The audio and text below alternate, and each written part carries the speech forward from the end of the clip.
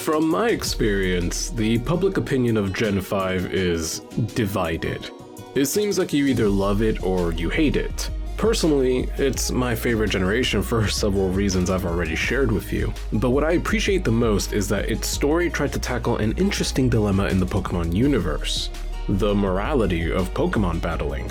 This is pretty nuanced for Pokemon writing, but it'd be remiss of me to not highlight one of the biggest points of criticism towards the game's antagonists, Team Plasma, an organization devoted to bettering the lives of Pokemon by freeing them from human control. They encouraged others to reevaluate the relationship between humans and Pokemon in order to make people more aware of how the imbalance in power is cruel to Pokemon.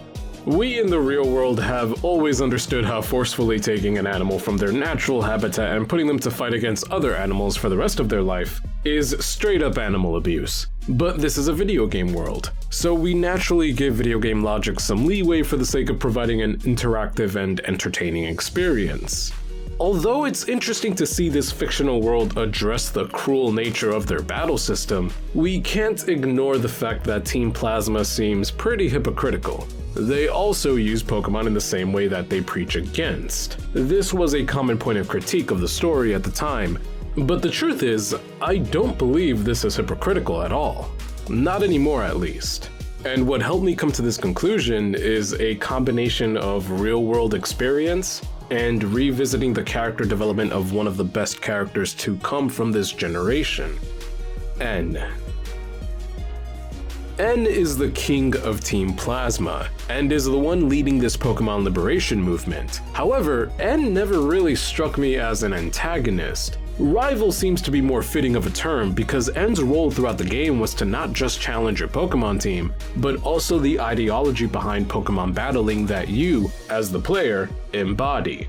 As someone who was raised alongside Pokemon and can even communicate with them, N genuinely believes that freeing Pokemon is the best thing for humanity to be able to coexist with them peacefully. Pokemon aren't tools to be used by people. A sentiment that is admirable and very relevant to the Pokemon world and even us, the players, who just breed Pokemon non-stop for their stats until we get the one we deem as useful and then just throw out the rest. I'm not blaming players for playing the games how Game Freak designed them to be played. I'm just using this as an example to highlight how relevant N's point is. However, despite what the title of King implies, he doesn't desire to force his ideology onto people. Instead, he wants to convince them, which is demonstrated by his willingness to talk with the player about the state of their society. He's not just trying to bash his will onto you with every Pokemon battle. Which brings us back to the point of criticism I highlighted earlier. For someone who values the lives of Pokemon, he is very quick to use them in battle. Not only that, but he's going through the same exact Pokemon journey as you. Travel the Unova region, capture Pokemon, defeat all 8 gym leaders, defeat the Elite Four, and defeat the Pokemon League champion of the region. On the surface, this seems hypocritical. But let me ask you something. What else can he do? Now, before you answer that question, let me explain why I'm asking it in the first place. I believe N's pursuit of his new world in Pokemon Black and White is synonymous with the experience of anyone in reality who is trying to be more conscious of the impact their society has on the world.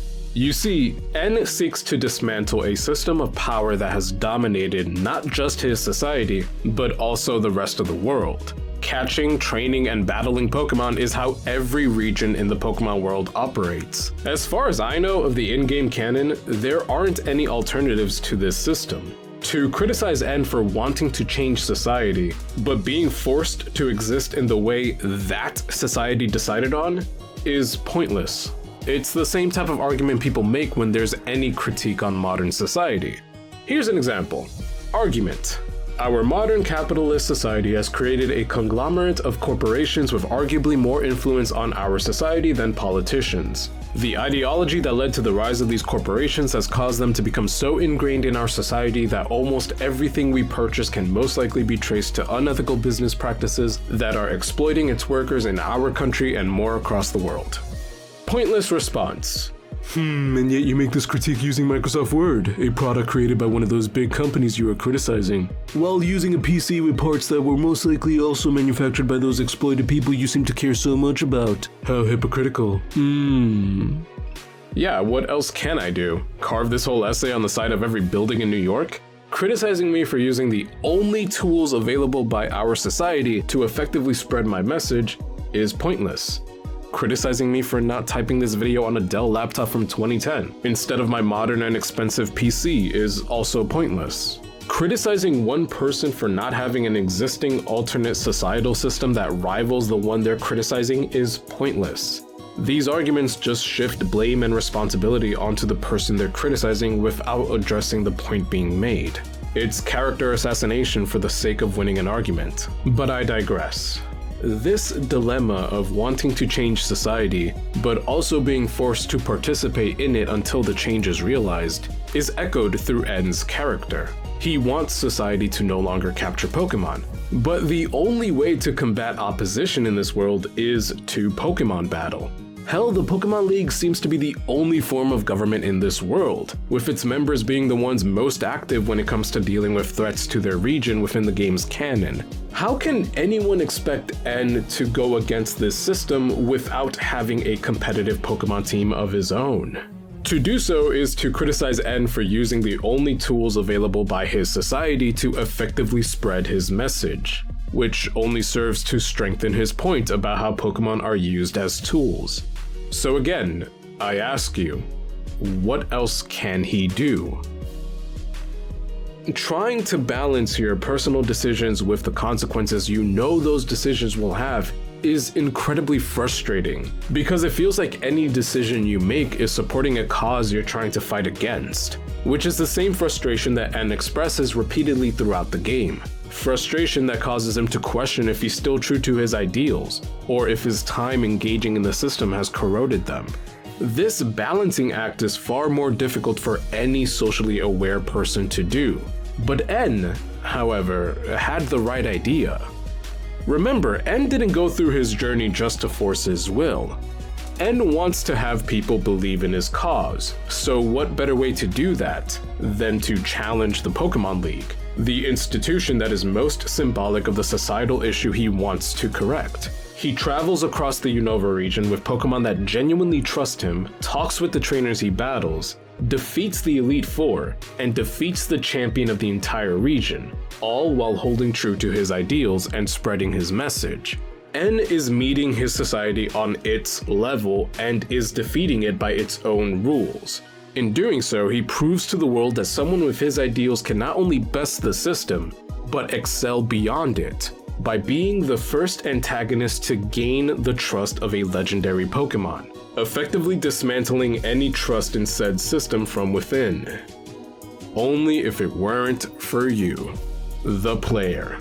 Someone who has done the same, but with ideals that oppose N's view of the world, leading to a climactic battle for the ages. Regardless, the point of the video wasn't to say N did nothing wrong, but rather describe how N and the members of Team Plasma who genuinely believe in him aren't hypocrites for having to use Pokemon for their cause, no more than anyone who desires change in their society, but is forced to exist within it by the only means available to them at the time. I hope you've enjoyed listening to my thoughts. I never expected a Pokemon game to help me better understand my position on societal issues, and how frustrating it is to balance personal choices within the society you want to help change for the better. This is why I enjoy this idea for a video series, because sometimes I just have thoughts about things, but they don't come with anything new to teach about psychology. It's more of just a conversation. Anyways, that's gonna do it for me this video. My social medias can be found in the description, as well as my Ko-fi account for those who want to make a one-time donation of any amount to support me directly. Also, this Friday, January 14th at 5 p.m. Eastern Standard Time, I will be live streaming my very first Pokemon Black and White Nuzlocke, right here on this channel. So keep an eye out for that if helping me craft a unique Pokemon story is something you're interested in. If you can't make it, I will have a video of the stream ready for you to see.